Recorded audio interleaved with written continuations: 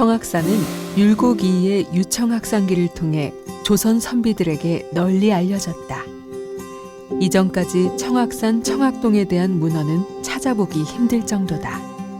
율곡 선생이 이곳을 찾아서 산 이름도 청악산이라고 이름을 붙이고, 그리고 여기서부터 쭉 올라가면서 본인이 좋아하는 이름을 붙이게 됩니다.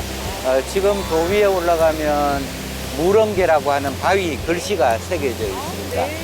그러니까 이 전체가 무릉계인 겁니다. 그런데 율곡 선생은 무릉계라는 말을 쓰질 않았습니다. 여기에 보면 저기 폭포가 저렇게 떨어지고, 특히 저런 소에 구름이 비치면 구름이 물에 젖어 있는 것 같다, 이런 그 멋진 이름을 이제 율곡이 붙이기 시작을 했고, 그러면서 율곡은 이곳을 무릉도원이 아니라 천유동이라고 했습니다. 예, 천유라고 하는 말은 하늘에서 논인다는 뜻으로 이 속세의 얽매임에서 벗어나서 무한한 자유를 누리는 공간, 그런 뜻으로 이 전체를 천유동이라고 이야기를 한 겁니다. 이제 여기서부터 쭉 따라 올라가면 지금 부르는 명칭과 다르게 율곡 선생이 이름을 붙이고 또 본 모습들, 그런 것들을 우리가 구경하면서 가게 될 것입니다. 정말요? 예, 그러면 이제 저와 함께 같이 한번 가볼까요? 네. 개울을 빙글빙글 돌며 굽이굽이 바위의 모습이 천태만상이다. 산 그늘과 나무 그림자가 산 안개에 뒤섞여 어둑하게 햇살이 보이지 않는다. 흰 바위 위로 산보하면서 맑은 물을 가지고 장난을 쳤다. 여기가 이렇게 험한 길인데 네. 율곡 선생이 지나갔을 때는 더 어려웠을 것 같습니다. 여기를 네. 관세음천 혹은 관음천이라고 네. 하는데 네네. 벼랑길이라는 뜻입니다. 벼랑길이면 예. 정말 위험한 그 예. 길이잖아요. 그러니까 이런 네. 잔도로 이제 지나가면서 율곡 선생이 이제 저 청악산 계곡 위로 쭉 네. 올라가셨을 것 같습니다. 와. 아주 험한 이 협곡, 네. 여기를 이제 지나가셨죠. 깊이 들어갈수록 길가의 수석이 더욱 기이하고 눈이 어지러워 다 기록할 수 없었다. 자연을 감상하며 걷다 보면 율곡과 아우개연이 엉금엉금 기어서 겨우 건넜다는 연화담을 볼 수 있다. 연화담이라는 이름이 그의 마음에 들었던 것일까? 율곡이인은 연화담에 따로 이름을 붙이지 않았다. 바위 이름은 예전의 식당암인데 비서나무로 고치고, 그 골짜기 이름은 천유동이라 하며 식당암 아래 소는 경담이라 부른다. 네, 교수님, 여기가 바로 식당암이라고 하는데요. 굉장히 특이해요, 식당암. 네, 식당암의 의미가 궁금한데요. 건너편에서 이쪽으로 올 때 보면 이 것 자체가 네. 거대한 식탁처럼 보이죠. 아, 식탁. 예, 네. 그래서 네. 오. 식당암이라고 한 건데, 네, 네. 율곡 선생이 여기에 와서 이 식당암이라고 하니까 네. 조금 멋이 없다고 생각을 아, 네. 했습니다. 그래서 네. 전체를 아까 천유동이라고 한다고 했죠. 아, 천유동이라고 네네네. 하고 네. 거기에 맞추어서 이 바위를 네. 신선이 숨어 사는 곳이라고 해서 네. 비선암 이렇게 아, 바꿉니다. 네. 그리고 여기에서 아래로 내려다보면 네. 지금 보면은 물이 진짜 맑아요. 예, 그래서 네. 이 물 이름을 또 율곡 선생이 경담이라고 이야기를 경담이요? 예, 우와. 바로 거울, 거울. 그 못이라고 해서 네. 경담이라고 하죠. 네. 그래서 이제 바위는 신선이 숨어 있는 비스남, 그 앞에 있는 물은 네. 거울 소가 되는 겁니다. 그리고 이 산을 네. 처음으로 청악산이라고 이름을 했죠. 아, 네. 그리고 이 골짜기를 천유동이라고 한 겁니다. 네. 저기 있는 저곳이 청악이 산다고 해서 청학이요? 예, 푸른 학이 살던 곳입니다. 청학. 예. 청학. 그래서 저곳을 가고 싶었는데 네. 날씨가 불순해서 가지를 못하고 네. 하산을 합니다. 그 안쪽에 이제 드디어 이곳에 가장 유명한 구룡폭포가 있습니다. 구룡폭포요? 예. 와, 구룡폭포를 알아준 사람은 또 다른 사람이 있습니다. 어떤 분이실까요? 올라가서 보면서 이야기를 하도록 하겠습니다. 네, 좋습니다. 식당암을 지나 바위 협곡과 계곡을 잇는 다리를 건너면 소금강의 백미로 유명한 구룡폭포가 나온다. 네, 교수님. 아까 아래에서 위에 올라가서 설명해 주신다고 한 곳이 바로 여기인가요? 예, 여기 바로 구룡폭포 맞을까요? 예, 그렇습니다. 와, 진짜 멋있어요. 너무 멋있습니다. 와, 그 흔히 폭포는 용의 네. 비유를 합니다. 네. 저렇게 물이 위에서부터 내려오면 마치 용이 하늘로 이렇게 올라가는데 이 굽이가 9개 있다는 거죠. 네, 9개. 그래서 구룡폭포라고 하나 봐요. 예. 율곡 선생은 아까 식당암 비선암에서 돌아갔는데 네. 그러니까 율곡 선생은 청악산을 처음으로 알아주긴 했지만 이 구룡폭포를 알아주진 않았어요. 구룡폭포를 처음으로 알려준 사람 아까 묻고 여기 와서 이야기한다고 했죠. 허균. 예, 네. 그렇습니다. 홍길동전을 지은 것으로 알려져 있는 허균도 네. 바로 이곳과 인연이 있었고 우리가 어제 에일당 네, 그 맞아요. 터를 가져갔다 왔는데 네. 그분도 여기가 태생입니다. 강명이. 그래서 이곳에 와서 이제 그 친구인 양사은의 아들 그에게 시를 지어주면서 바로 이 오대산의 명품 폭포가 이 구룡폭포다라고 네. 하면서 장쾌한 시를 한 수 짓는데 네. 그 시를 한번 읽어보실래요? 강릉의 북쪽이요 오대산의 동쪽에 신선의 궁궐이 허공에 솟아나 있다지.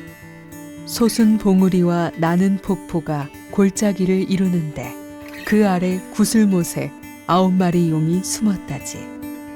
높은 대기둥 하나 두 대궐 내려다보니 6월에도 흰눈이 낙낙장송에 흩날린다네.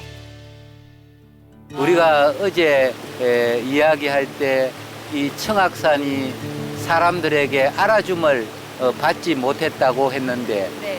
흔히 알아줌을 받지 못하는 것을 불우하다고 하죠. 부러워. 사람이 불우하다고 할 때 그 네. 불우입니다. 네. 율곡 선생도 이 청악산이 불우했는데 네. 본인이 알아줌으로써 이제 불우하면서 벗어나게 되었다고 기뻐합니다. 네. 바로 만남이라고 하는 것이 어찌 보면 오늘 우리가 공부한 중요한 키워드로 볼 수도 있을 것 같아요. 네, 맞습니다. 우리나라에 가면 참 돌이 많죠. 네, 돌이 정말 많아요. 예. 그런데 그 돌이 길가에 있으면 그저 이 돌멩이. 별것 아닌 돌멩이죠. 네. 그리고 물도 잔잔히 흐르는 이 물들 보면 별 감흥이 일지 않습니다. 네. 그런데 그 물과 바위가 서로 부딪혀서 여울이 되고 네. 혹은 높은 곳에서 떨어져서 폭포가 되고 네. 그러면서 우리가 본 것과 같은 이런 멋진 풍경을 이루는 것이 아닐까. 오늘 특히 이 천유동에 와서 산과 물의 만남에 대해서 우리가 공부까지 함께 했죠. 네, 그렇죠. 이것이 율곡 선생이 고상하게 이야기한 경물치지라든가 하는 것들을 쉽게 이야기하면 오늘 우리가 경물치지를 한 겁니다. 네. 이제 율곡 선생은 아까 이야기한 식당암에서 돌아갔는데 식당암에서 돌아가면서 우리가 어제 본 취선암에 또 들립니다. 네. 우리가 이제 마지막 코스로 취선암에 가서 네. 그곳에서 마지막 우리의 공부를 한번 정리를 해보도록 하겠습니다. 산과 물의 멋만 알고 도체를 알지 못한다면 산과 물을 아는데 귀할 것이 없다. 1박 2일의 여정, 율곡 2의 유람 첫 장소이자 마지막 장소에 다시 섰다. 청악산의 초입이다. 네, 교수님, 여기가 치서남인데요. 네, 치서남은 왜 치서남일까요? 예, 취선암은 술에 취한 신선이라는 뜻입니다. 우리가 보고 온 그 식당암 그 이름을 율곡 선생이 비선대라고 바꾸고 또 그 식당암이란 이름이 좀 만족스럽지 못해서 그것을 비선암이라고 했죠. 거기선 신선이 숨어 있는 바위입니다. 어찌 보면 그 신선이 율곡 자신이었던 것 같아요. 그래서 거기에는 숨어 있는 신선이 이제 여기는 여행을 이제 마치는 곳입니다. 저 뒤쪽에 잣고개를 넘어서 이제 소금강을 벗어난 곳이죠. 여기에 예전에는 너럭바위가 큰 게 있었습니다. 그 바위에서 이제 여행을 마치면서 술을 한 잔 마셨습니다. 술을 마시니까 그 바위가 취한 신선 바위가 된 거죠. 그래서 비선 암하고 안팎으로 짝을 이루는 것이 바로 이 취순암이라고 할 수가 있겠죠. 우리가 이렇게 이제 율곡 선생의 글을 따라서 소금강 청악산을 우리가 한번 쭉 보았습니다. 우리가 아름다운 곳을 쭉 보면서 가장 많이 본 것이 아마 이 바위와 물이었던 것 같아요. 네, 맞아요. 그 바위와 물을 보고 어떤 생각이 들었을까요? 네, 저는요, 바위를 보면서 단단하고 굳건한 마음가짐과 물을 보면서 부드럽고 유연한 마음가짐으로 살아야겠다는 깨달음을 얻었습니다. 예, 아주 좋은 공부를 했습니다. 네. 이것을 산중의 공부라고 이야기를 합니다.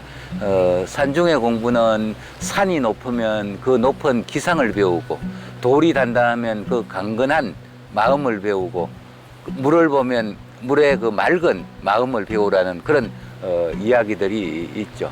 그리고 이 물은 이야기하신 것처럼 부드러운 존재고 바위는 강한 존재입니다. 강과 약입니다. 그런데 우리가 본 소금강의 아름다움이 바로 강한 바위와 부드러운 물이 서로 조화를 이루어서 멋진 풍경을 만들어냅니다. 돌만 가지고 물만 가지고는 멋진 풍경이 연출되지가 않죠.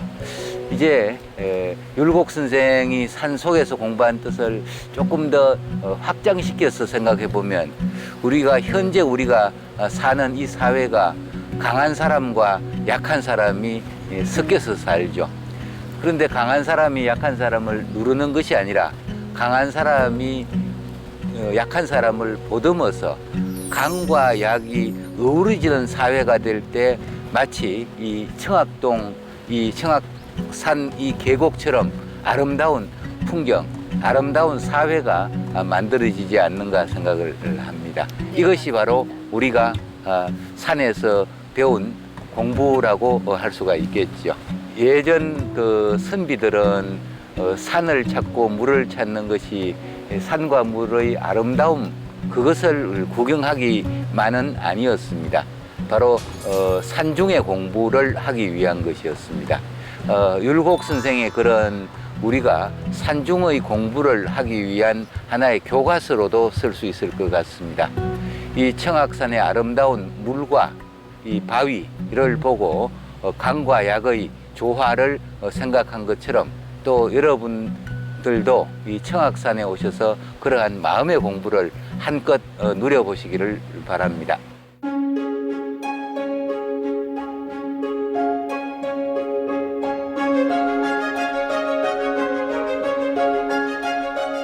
조선의 선비들은 경물치지를 공부의 방법으로 삼았다. 산과 물을 찾아 먼 길을 나서서도 체험의 공부를 했고 평범한 일상에서도 경물의 공부를 잊지 않았다. 현대인에게는 경물의 공부가 낯설다. 때문에 경물의 공부를 기록한 옛글을 읽는 것이 경물 공부의 한 방법이다. 바위와 물이 깊어가는 가을, 소금강 청악산을 찾아 율곡 이의 눈길을 따라 우리의 마음길을 밝혀보는 건 어떨까?